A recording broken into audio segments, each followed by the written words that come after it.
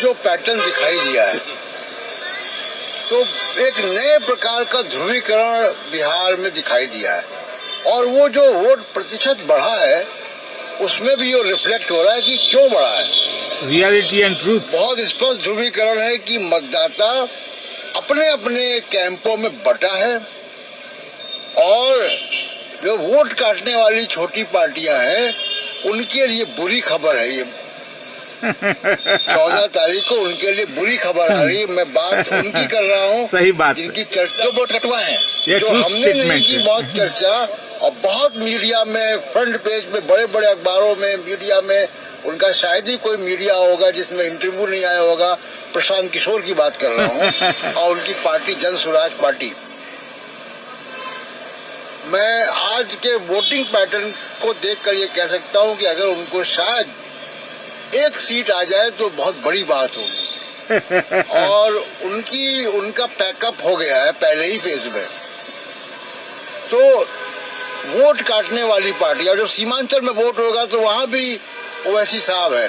पिछली बार उनको 5 सीटें मिली थी, इस बार उनको भी वो उतनी सीटें मिल जाए, आधी मिल जाए, उसकी बड़ी बात होगी।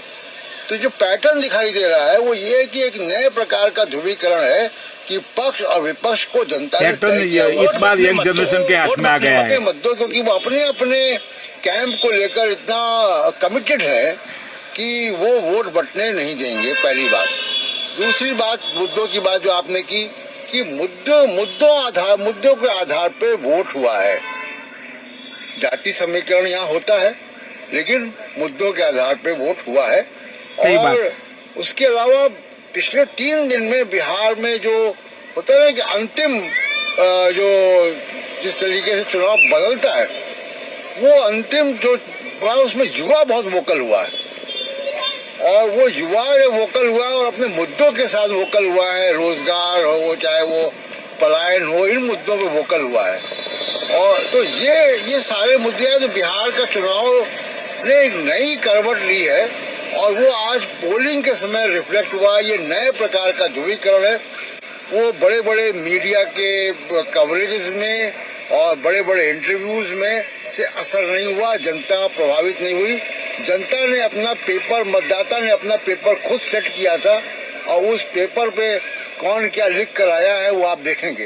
दूसरी बात जो अभी शाकिब साहब भी कह रहे थे कि और हम लोग भी लगातार चर्चा कर रहे हैं इस पे कि जंगल राज, हर बार मोदी जी जंगल राज पे लगातार जंगल राज पे क्यों फोकस कर रहे हैं। और ये आज इस इलेक्शन में नहीं, मुसलसल कई इलेक्शंस में, और जंगल राज कह के वो लालू प्रसाद यादव को टारगेट करते हैं। ये भी स्पष्ट है। घुसपैठिए कह के वो मुसलमानों को टारगेट करते हैं और जंगल राज कह के लालू प्रसाद यादव को टारगेट। एक अखबार की हेडिंग याद आ रही है। अभी 2 दिन पहले अखबार ने लिखा, नरेंद्र मोदी के कोट करते हुए, उनका कोट, बिहार से जंगल राज को खत्म करना है। तो नीचे लिखा, 20 साल से आपकी ही सरकार है। जी, तो ये जंगल राज क्या है जरा इसको समझ लिया जाए कि जंगल राज मोदी जी क्यों कहते हैं। देखिए, जब लालू प्रसाद यादव आए और मंडल कमीशन के बाद के समाज में वो आए और कांग्रेस की कितने सालों का जो सत्ता का आना जाना था वो टूटा, तो लालू प्रसाद के बाद जो हाशिए का समाज था वो मुख्य धारा में आया। उसने अपनी आवाज को बुलंद किया, उसने अपने अधिकार जो है वो अधिकारों की बात करने लगा। और ये जो वंचित समाज था राजीव जी, ये वंचित समाज अब तक का जो वर्चस्ववादी समाज था उससे अलग ढंग से सोच रहा था, उससे मुक्ति का रास्ता सोच रहा था। और जो उसके बाद नीतीश कुमार के जो काल आया वो बेसिकली क्या था, वो लालू प्रसाद यादव के या जो वंचित समाज आया उस वंचित समाज को वापस वहां ढकेलने के लिए एक संधि की नीतीश कुमार ने। और वो संधि क्या थी, उन्होंने सवर्ण समाज के साथ संधि की। बिहार में एक नारा चलता है और वो नारा जो है वो ये है कि ताज कुर्मी का और राज भूमियार का।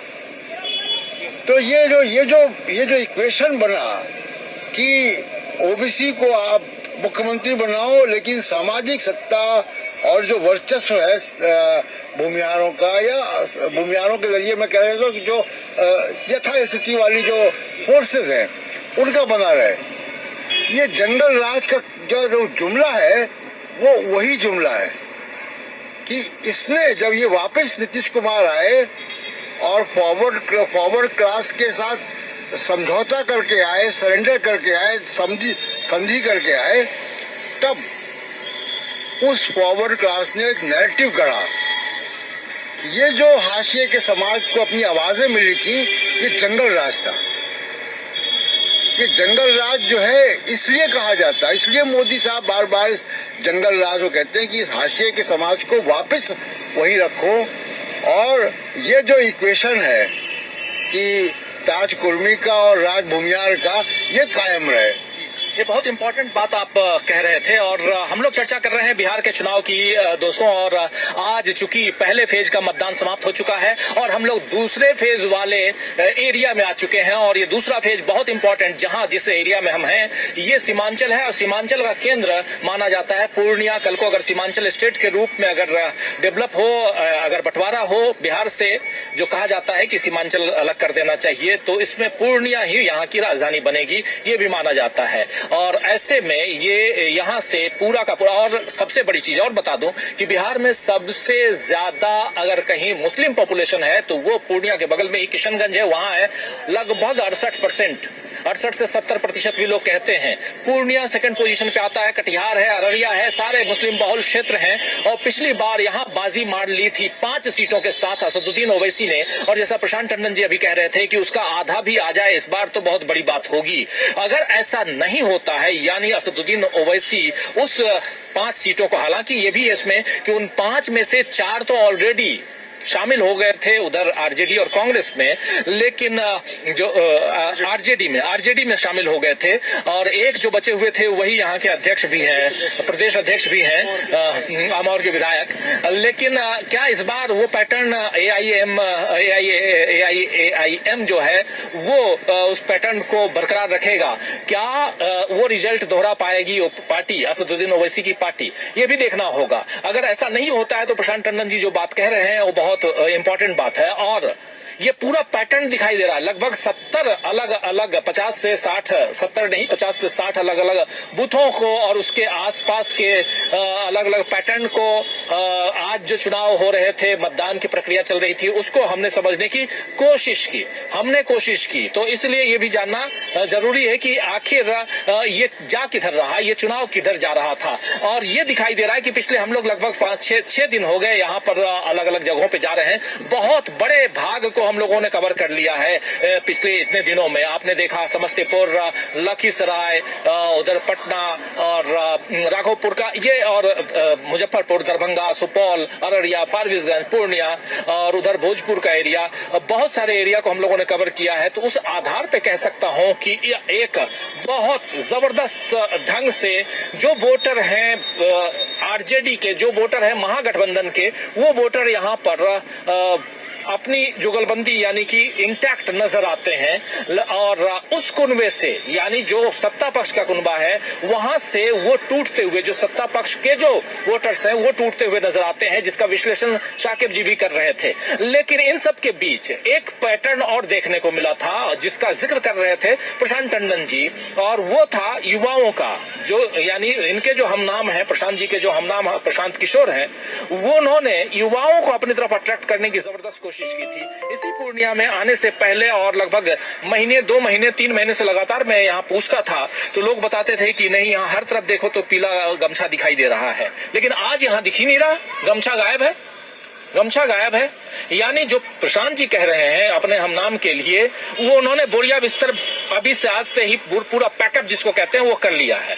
यानी अब यहाँ से उनका जो उनकी कंपनी है उसको अच्छे ढंग से चलाने की तैयारी में होंगे वो। इसलिए कह रहा हूँ ये सारी बातें, अगर वो सुन रहे हो, उनके कार्यकर्ता सुन रहे हो, तो जिस दम पे राजनीति करने की कोशिश की प्रशांत किशोर की पार्टी जनसुराज ने, उस दम पे वो खड़े नहीं उतरे। वहां पर कहीं ना कहीं दिखाई दिया कि वो जिसके लिए खड़े हुए थे उसी का वोट काटने के लिए सामने आ गए। और बिहार में जाति आधारित राजनीति खूब होती है। बिहार के बाद फिर उत्तर प्रदेश आता है जहां इसी पैटर्न पे राजनीति होती है। और बिहार को जी प्रशांत किशोर राजनीतिक पार्टी को कॉर्पोरेट मॉडल में लेकर आए और वो उन्होंने बड़ा एक चतुर रणनीति थी उनकी छा जाने की तुरंत कि हर इलाके के सोशल मीडिया इन्फ्लुएंसर्स को आप एम्प्लॉय कर लो। तो ये जो सपोर्ट दिख रहा था वो ऑर्गेनिक नहीं था।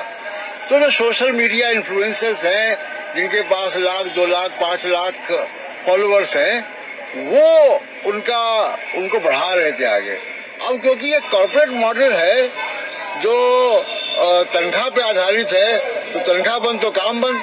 बिल्कुल बिल्कुल सही बोले। कॉर्पोरेट अंदाज में आप राजनीति नहीं कर सकते, वो भी बिहार में। और देखिए इतनी पुरानी पार्टी कांग्रेस पार्टी है जिसको प्रशांत किशोर टेक ओवर करना चाहते थे। याद कीजिए कि 6 महीने तक बातचीत चली थी। सोनिया गांधी जिनके बारे में आप कहते हैं कि वो ठंडा करके खाती हैं, आपका ये सेंटेंस है, सोनिया गांधी ठंडा करके खाती। सोनिया गांधी के सामने प्रशांत किशोर लगभग 500 पन्नों से बड़ा एक लेकर गए थे प्रेजेंटेशन और चाहते थे कि कांग्रेस पार्टी उनके हवाले कर दी जाए तो रातों रात कांग्रेस पार्टी को यहां से वहां पहुंचा दें। लेकिन आज होता यही है। मैं शिव खेरा का उदाहरण देता हूं कई बार, हु कैन विन या यू कैन विन जो किताब लिखी थी जिन्होंने, उनका उदाहरण इसलिए देता हूं क्योंकि वो उनकी उस किताब से कई लोग प्रभावित हुए और वो जीत की कगार पे पहुंचे या जीत भी गए अपने अपने क्षेत्र में। लेकिन जब वो चुनावी मैदान में आए तो नहीं जीत पाए। तो आप ऐसा नहीं है कि आप बहुत बड़े गुरु बन गए तो आप रोज चौका छक्का मारेंगे। सचिन तेंदुलकर के जो गुरु थे वो जब खेलते होंगे लेकिन सचिन की तरह कि मैं तो इनका गुरु हूं, इनसे अच्छा खेलने लगूं, ये संभव नहीं हो पाता है। आपकी महारत जहां है आप वहीं पे रहें और उसमें बेहतर करें तो ज्यादा अच्छा होता है। खैर ये प्रशांत किशोर के लिए कह रहा हूं। आज की तारीख में जरूरी भी है उनकी बात करना, इसलिए जरूरी है प्रशांत जी क्योंकि उन्होंने मीडिया स्पेस काफी लिया है, काफी मीडिया स्पेस लिया, इसलिए जरूरत है उनके बारे में बात करने का। मैकेंजी या गोल्डमैन सैक्स के कंसल्टेशन से आप कोई कंपनी बना सकते हो, कोई नॉन प्रॉफिट ऑर्गेनाइजेशन खड़ी कर सकते हो, उसका ऑर्गेनाइजेशन स्ट्रक्चर ठीक कर सकते हो। पॉलिटिकल पार्टी एक अलग विधा है। बिल्कुल पॉलिटिकल पार्टी एक अलग तरह की राजनीति से आप जब गुजरते हैं उसमें भी जैसा मैं कह रहा था कि वो राजनीति जो बिहार की है, बिहार की राजनीति को समझने के लिए यहाँ के पूरे जो यहाँ के सामाजिक संरचना को, उसमें समाज में जो जड़ तक घुसी हुई जो जातीय आधारित व्यवस्था है उस व्यवस्था को समझना होगा। लेकिन इन सब से इतर 2 बातें बहुत महत्वपूर्ण आती है। एक महिलाओं की बात, वहां पर ये जाति अलग हो जाती है, और जब आप युवाओं की बात करते हैं तो वहां कुछ जगह जाति आधारित राजनीति तो चलती है। लेकिन जिस पैटर्न को सामने रखा है राहुल गांधी और तेजस्वी यादव ने, उन्होंने इस राजनीति में युवाओं के उसकी ताकत को, और युवाओं की ताकत की बात इसलिए कह रहा हूं कि 20 साल से 40 साल तक के युवाओं की संख्या 55% है। यही है ना, कल बता रहे थे 55% 20 से 40 साल के बीच के युवा हैं इसी बिहार में वोटर्स। और ये युवा क्या पलायन के मुद्दे को, ये युवा क्या बेरोजगारी के मुद्दे को, ये युवा क्या पेपर लीक के मुद्दे को, ये युवा क्या शिक्षा व्यवस्था में जो खामियां हैं उस मुद्दे को, इन सबको देखकर वोट किए होंगे। जरा मैं अपने दोनों सहयोगियों के पास आना चाहता हूं, आंचल आपके पास आराधना, इसी सवाल के साथ कि युवाओं का पैटर्न, आप लोगों ने बात की, काफी युवाओं से बातचीत की है आप लोगों ने, ऑन कैमरा ऑफ कैमरा हर जगह में, और आ भी जाते हैं, अट्रैक्ट होते हैं कैमरा देखकर और अपनी बात बहुत मुखरता से रखते भी हैं। युवाओं का पैटर्न आज जबकि वोटिंग हो गई है, किस ढंग से आप देखती हैं? क्या यहाँ के यूथ इस बार इन तमाम मुद्दों को देखकर आगे बढ़े होंगे? क्या आज के यहाँ के यूथ जाति के जो बिल्कुल जकड़े हुए जो राजनीति है उसको देखकर गए होंगे? कैसा आपको लगता है? एक तरफ जाति आधारित राजनीति, दूसरी तरफ पेपर लीक, पलायन, ये सारे मुद्दे। जी बिल्कुल राजीव जी, अगर हम देखें, हमने जितने भी लोगों से बात की, जितने भी युवाओं से बात करने की कोशिश की, सबका कहना है कि यही था कि बिहार की राजनीति में इस वक्त जो मुद्दा सबसे ज्यादा गरमाया हुआ है वो है रोजगार और पलायन का और शिक्षा का। ये 3 मुद्दे काफी गरमाए हुए हैं और इसको लेकर ही युवाओं ने कहा था कि हम इस बार इन मुद्दों पर ही वोट देंगे, क्योंकि पिछले 20 साल से वो देखते आ रहे किस तरीके का शासन चल रहा है, किस तरीके का प्रशासन है। पटना में हमने कई कॉलेजों में जाकर बात करने की कोशिश की थी, खासकर हमने पटना यूनिवर्सिटी में बात की, उसके बाहर हमने रेलवे स्टेशन के बार भी युवाओं से बात की तो उनमें काफी आक्रोश देखा गया। उनका कहना यही था कि हमारे पास रोजगार नहीं है, जिसकी वजह से हमें पलायन करना पड़ता है, दूसरे राज्यों में जाना पड़ता है, उनके पास नौकरियां नहीं है। कुछ लोग तो ऐसे भी थे कि जिनके पास घर भी नहीं है, जो रोड पर सोने को मजबूर है। इस तरीके के हालात हमें देखने को मिले थे, जिसको लेकर युवाओं में काफी आक्रोश था और उनका कहना यही था कि इस बार वो बदलाव चाहते हैं। मैक्सिमम लोग बदलाव की बात कर रहे हैं। मुझे याद है आप बात कर रही थी पटना गांधी मैदान में, जो सुबह सुबह बच्चे जो हैं वो एक्सरसाइज कर रहे थे। उन बच्चों को कई दौड़ते हैं, कुछ साइकिलिंग कर रहे थे, ऐसे बच्चों से भी, और अलग अलग बिहार के अलग अलग क्षेत्रों से आए हुए थे, अलग अलग जिलों से आए हुए थे। क्या कुछ वो कहते हैं, उनका पैटर्न क्या कहलाता है, क्या क्या कहता है, किस दिशा में वो सोच रहे हैं। और आज क्योंकि ये आकलन करना, हमारे तमाम साथी जो जुड़े हुए हैं वो इस हिसाब से आकलन कर पाए कि हाँ, ये चुनाव सचमुच यहाँ से उठ के इस दिशा में जा चुका है या जा रहा है। कहें तो युवाओं के लिए ये चुनाव साफ है कि अब जाति या धर्म इस नाम पर राजनीति नहीं होगी, इस नाम पर वोट नहीं मिलेगा। वोट मिलेगा तो रोजगार के नाम पर, विकास के मुद्दों पर मिलेगा। और इससे साफ है, उन्होंने ये भी कहा कि बिहार को बदलाव की जरूरत है, क्योंकि युवाओं का जो मुद्दा है उसे समझने में अब ये सरकार कामयाब नहीं रही है। वरना पिछले 20 साल में वो विकास दिखाई देता, वो बदलाव दिखाई देता। हमने 20 साल दिए मुख्यमंत्री नीतीश कुमार को, लेकिन उन्होंने हमारे लिए क्या किया? युवाओं का सीधा ये कहना था कि आखिर उन्होंने हमारे लिए क्या किया। हमने उन्हें मौका दिया, लेकिन अब हमें किसी और को मौका देना है। और हमारी चाह पूरी है कि बदलाव आए। बिहार में जब बदलाव आएगा तभी विकास आएगा। ये स्ट्रेट उनका स्टेटमेंट था। और अगर देखा जाए सिर्फ यही नहीं, अभी जैसा आपने यहाँ एक बहुत बड़ी बात आप कह रहे हैं, विकास की बात जब होती रही अभी तक, तो विकास का मतलब सीधे नरेंद्र मोदी के शासनकाल से जोड़ा जाता रहा है। लेकिन विकास को लेकर भी अगर परिभाषा अब चेंज हो रहा है, और यहाँ पर अगर युवा कहते हैं कि विकास तभी होगा जब बदलाव आएगा, तो बहुत बड़ी बात आप जी बिल्कुल। आप देखिए तेजस्वी यादव और राहुल गांधी, और लगातार उनकी रैलियां चल रही है, उसमें सबसे ज्यादा भीड़ युवाओं की दिखाई दे रही है। आज ही राहुल गांधी ने अपनी रैली में ये कहा है कि अब बिहार में यूनिवर्सिटीज खुलेंगी, स्कूल खुलेंगे, अस्पताल बनेंगे, बिहार टूरिज्म हब बनेगा। उन्होंने विकास की एक नई परिभाषा डिफाइन की है और जिस पर युवाओं को भरोसा है, क्योंकि आप देखिए युवाओं का साफ कहना है कि बिहार को बदलाव की जरूरत है, उस बदलाव वाले विकास की जरूरत है। तो मतलब साफ है कि जो केंद्र की सत्ता में 11 साल से मोदी सरकार है और जो बिहार की सत्ता में नीतीश कुमार पिछले 20 साल से हैं, उन्हें अब उनका विकास नहीं चाहिए, उन्हें अब वो विकास चाहिए जो वाकई में उनका उत्थान कर सके। आज भी बिहार की जो स्थिति बनी हुई है, हमने देखा, हमने कई क्षेत्रों में हम लगातार ट्रैवल कर रहे हैं, अलग अलग जगह के लोगों से मिल रहे हैं, युवा हो गए, महिला हो गए, बुजुर्ग हो गए, हमने सबसे बातचीत की राजीव जी। और विकास